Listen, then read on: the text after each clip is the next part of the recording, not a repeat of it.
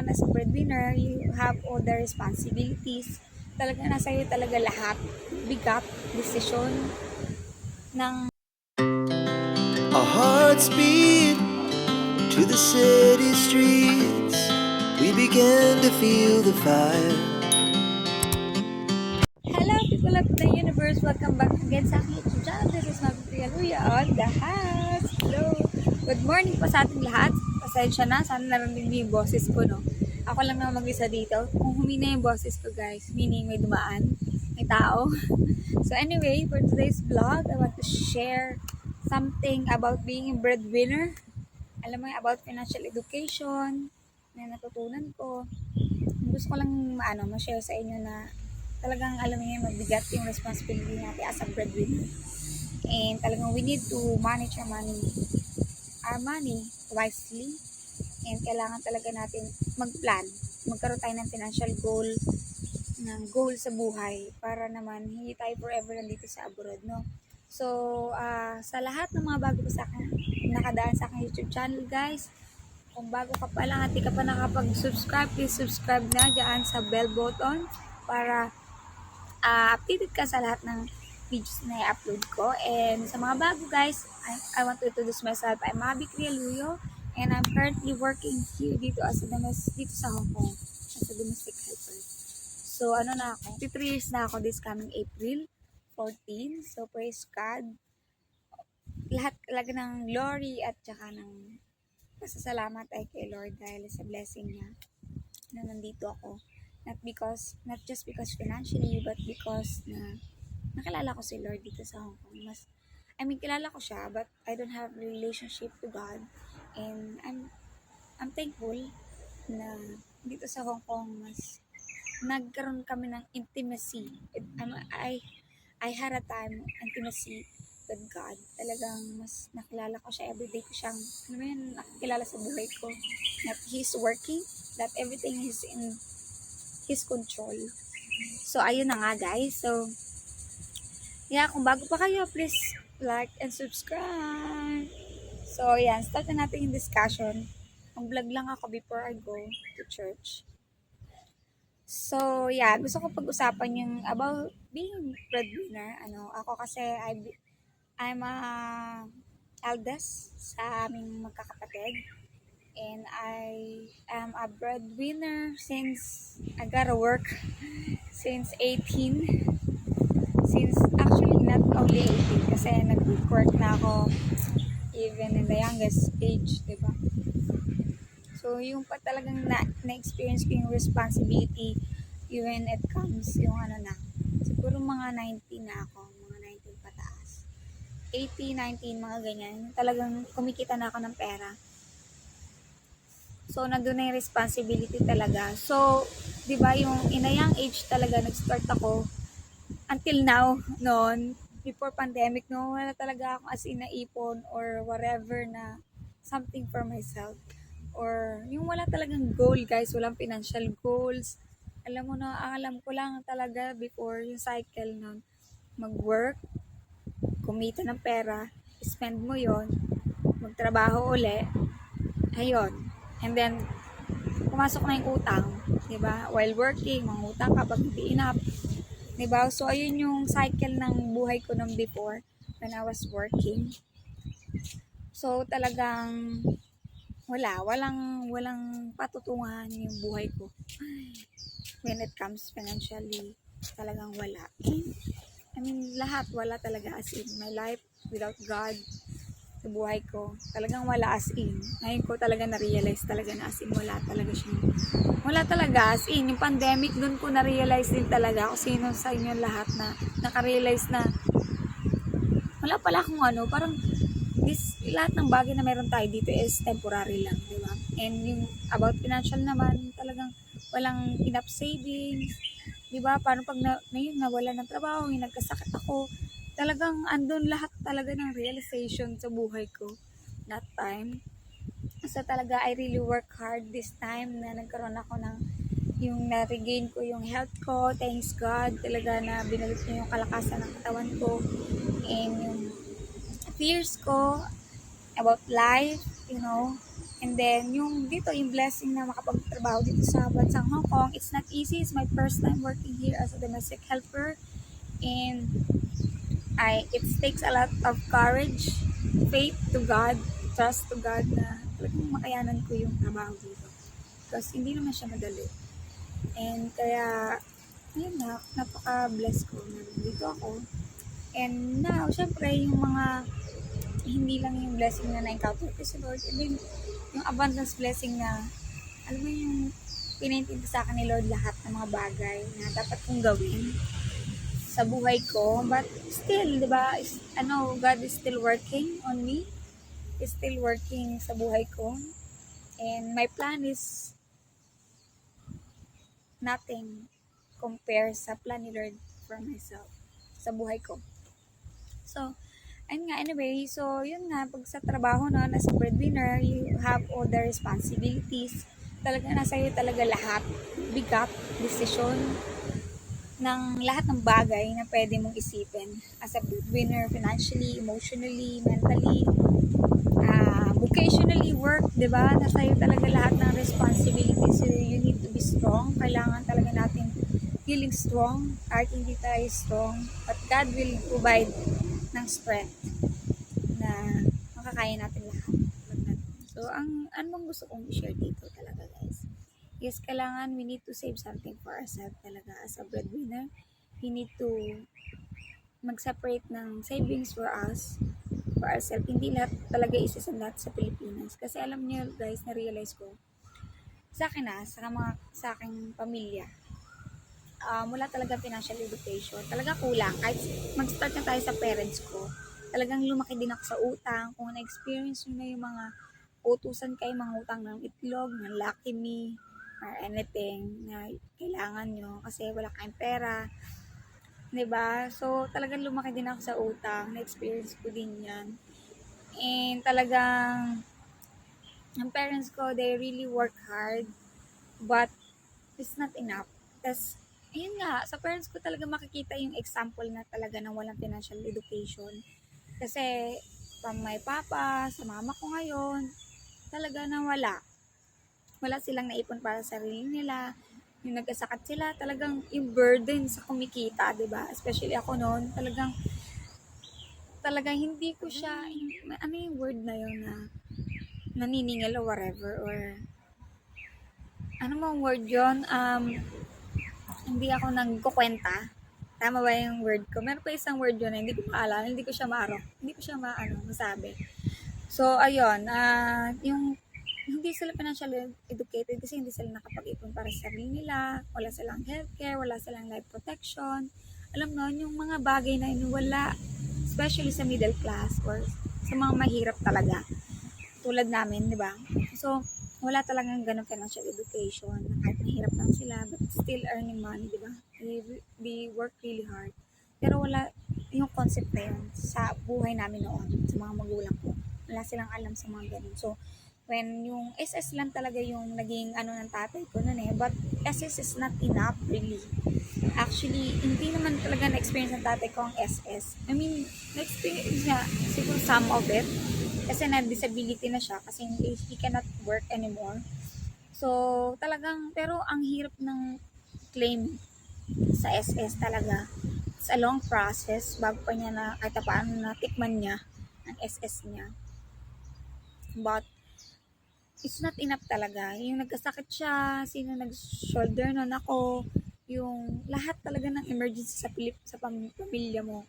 Ako talaga as a breadwinner, kasi ako yung kumikita kasi I don't blame them, diba guys? Hindi ko sila sinisisi or whatever, but kailangan ayun na maging eye-opener for us to learn about financial education na kailangan tayo mismo na ngayon na nasa social media na siya lahat at may nagsishare na like IMG, International Marketing Group, talaga nagsishare ng about financial education, financial literacy.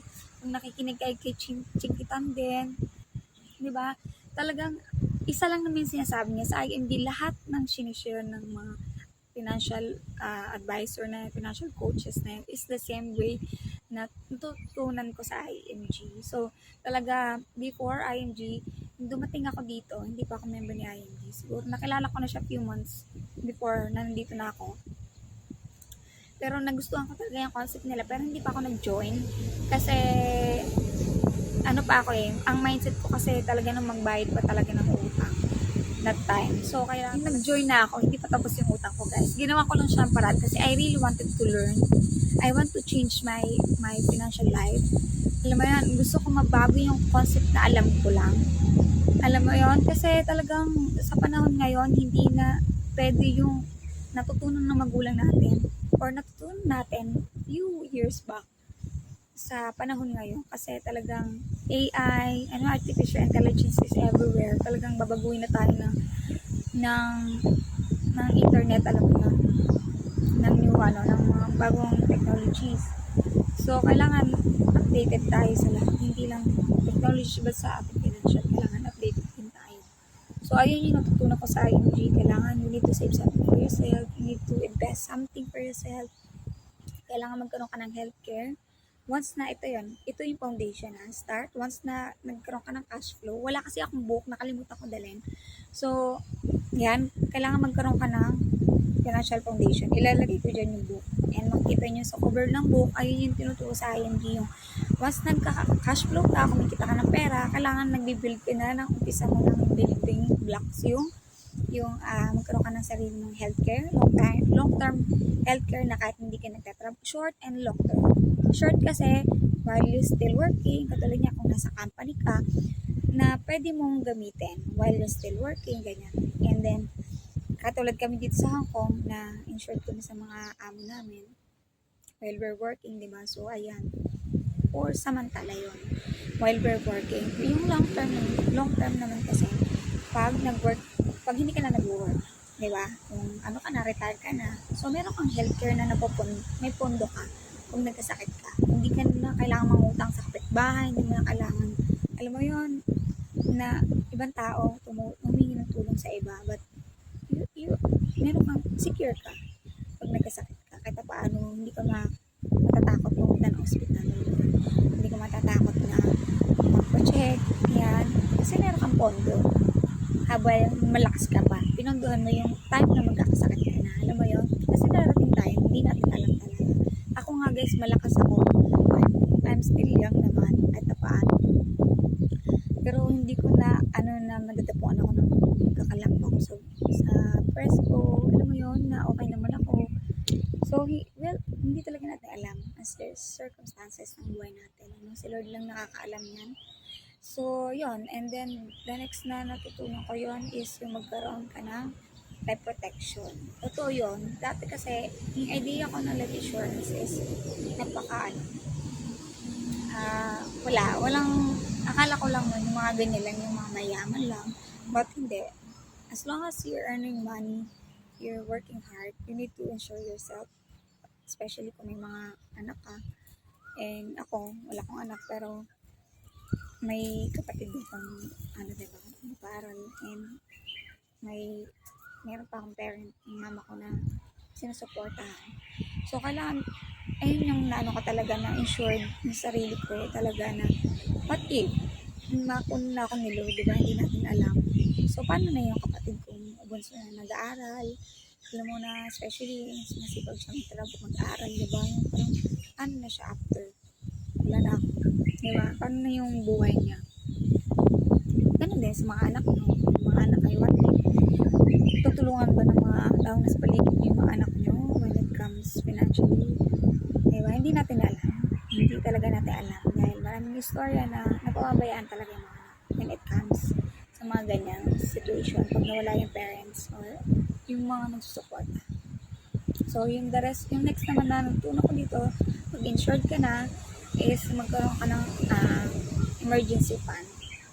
So, ang emergency fund is kailangan mo separate sa savings mo. Kasi, yung savings mo, pag mga wants mo yon or needs din, yung emergency fund, pag emergency, kunyari nagkabagyo, nagkalindol, or anything, nagkasakit, biglang nagkasakit, meron kang mandudukot, hindi mo na kailangan mangutang, hindi mo na kailangan maghingi ng GCash, alam mo, mag-post, alam mo yun, anything na humingi ng tulong sa iba, na meron kang savings for that. Ang suggestion naman pag sa savings guys, invest yung emergency fund is 3 to 6 months ng salary mo. Pero kung nag-start ka lang, ako katulad ako yan, hindi ko kaya ganun ng 3 to 6 months ko agad ng isang buuhan. So 1,000 per sahod mo or 500, yung basta kahit magkano yung depende yun sa sahod mo kasi talaga magtatabi ka 200, 500 na pang emergency mo talaga para may madudukot ka, para hindi ka na pupunta sa utang. Diba? Kasi hindi naman lahat ng oras may mautangan tayo guys. No? So, ayun, kailangan talaga matutunan natin kasi para hindi tayo napupunta sa mga malalaking utangan. Alam mo yan, malalaking interest. Kasi kailangan natin. So, kailangan mabili natin yan. And then, the rest, kailangan ang debt management. Kailangan talaga mawala tayo sa utang. Kailangan maiwasan natin mga kautang kasi ayun yung anay sa financial life natin. Kung bakit tayo hindi nakakapag-ipon, bakit tayo hindi nakakapag-invest. Alam mo yun kasi, ayun, dahil bound tayo sa utang. Wala. Lahat ng sahod natin nandoon na. So, kailangan i-delay natin yung mga bagay na hindi naman importante sa ngayon. Alam mo yun, yung mga hindi naman needs. Huwag na muna natin gastusan. Kasi dito katulad dito sa Hong Kong, normally, kasi nga sinishare ko diba about utang, diba? Talagang maraming Pilipino dito na sa utang kasi dahil natin na sila educated na ayan, pag nag-abroad ka, syempre nakita mo yung kapitbahay mo, nagpapagawa ng bahay, ikaw din, may isipan mo din, kahit ako din, naisipan ko din mag-ako muna ng bahay, alam mo yung magkaroon ng mga bagay na pwede ko nang i-kunin. But, honestly speaking, ang iba naman kasi inuutang yung papagawa ng bahay, tapos mawawala ka ng trabaho. Ito yung mindset na talagang natutunan ko na nangutang ka, pinagawa mo ng bahay or anything, yung bahay na hindi naman siya liability pa rin yan. Kasi, still building, hindi ka kikita sa bahay na yun agad. Diba? Pinapa-build mo pa lang. Diba? So, nawala ka ng trabaho, wala ka ng trabaho, may utang ka pa. Tapos yung bahay mo hindi pa natapos. So, alam mo yun, yung mindset na yun. Kasi normally, ayun typically na nangyayari. So, kailangan talaga, kung may gusto tayo, may goals tayo, pag-ipunan natin muna. Kung hindi pa kaya, tiis lang muna. Delay muna natin yan. Kasi huwag tayo mangungutang dahil lang doon. Kasi okay sanang mangutang kung for negosyo, yung nadadagdagan yung income natin, pwede yun. Ayun yung good debt. Yung bad debt kasi for the things that you don't need, that you cannot afford. Tapos, mangutang ka para lang ma-afford mo yun for lifestyle inflation. Ayun yung mahirap sa atin guys, yung lifestyle inflation na once na nandito ka sa abroad, medyo lumaki na yung sahod mo, tumataas na yung gastusin mo. Dapat baliktad, dapat tumataas yung savings, hindi yung gastusin. Dapat maintain lang natin yung lifestyle natin na simple lang, na importante kumakain tayo 3 beses sa isang araw or may merienda, alam mo yun, yung importante, yung mga needs muna natin. May pag-ipunan kung may goal kayo para hindi kayo mabaon sa utang guys. So, and next, yung saka ka mag-invest, yun, kung gusto mong patayo ng bahay, magpakaroon ng kotse, mag-invest sa mga mutual funds, sa stock market, or anything, sa mga real estate, yun, doon ka saka ka mag-invest. Kasi last na yun.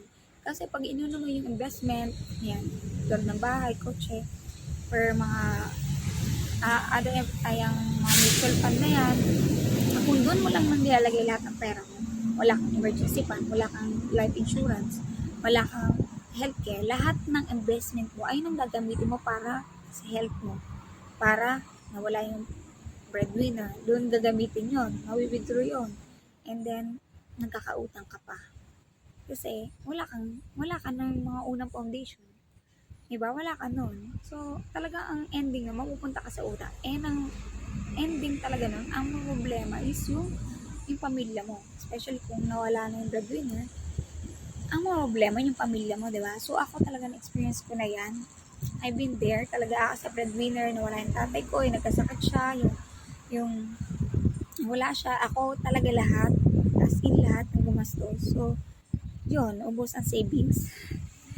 Walang tumulong sa akin, as in, wala talagang So, ayun yung lesson learned sa akin. What if kung ako naman, diba? Hindi ko pinagpo-pray yun, but we never know. God only know kung hanggang kailan tayo sa mundo ito. But syempre ako, for me, alam mo, hindi ko naman pinapangarap na yumaman. But gusto ko lang maging komportable yung buhay ng kapatid ko.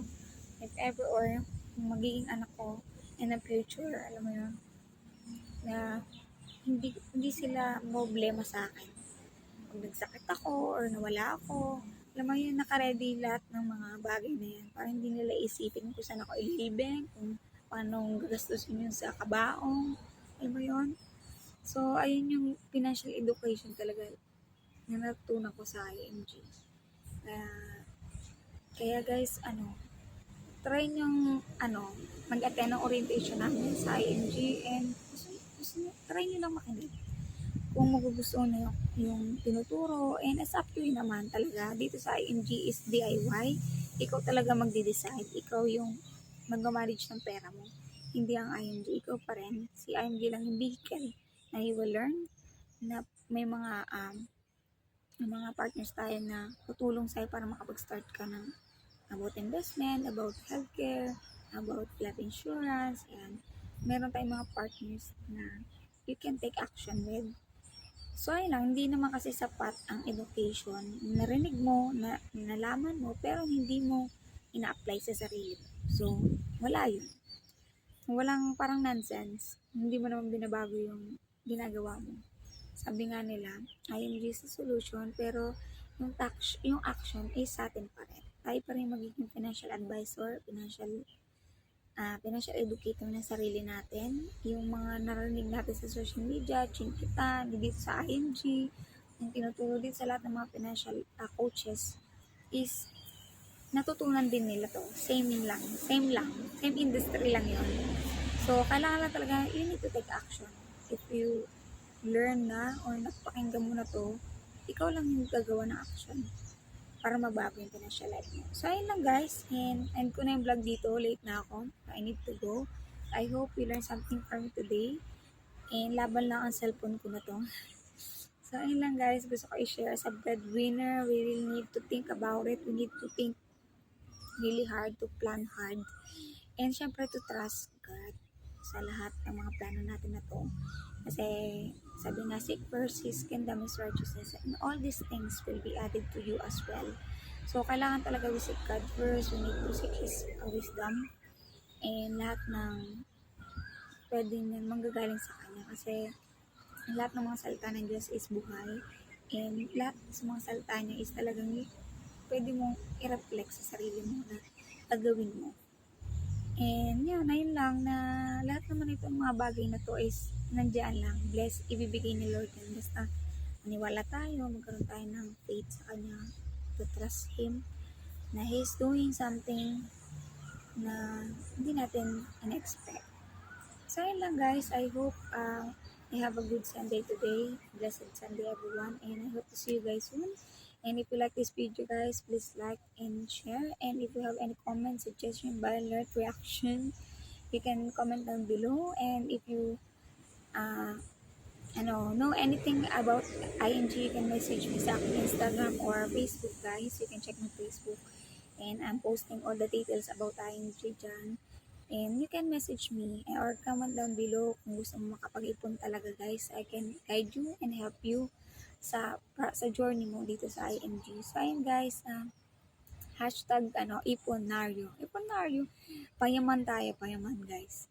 Para hindi tayo forever nandito sa abroad, and while we're here working so hard sa abroad is mayroon tayong makitang bunga at the end of the months o years na pagkatrabaho natin dito sa Hong Kong, na para hindi puro resibo ang ating iuwi at hindi puro resibo ang ating matatabi. Alam nyo guys. So ayun guys, I hope you like this video. Please like, share, and subscribe sa aking YouTube channel, and see you on my next vlog. Bye guys. God bless you.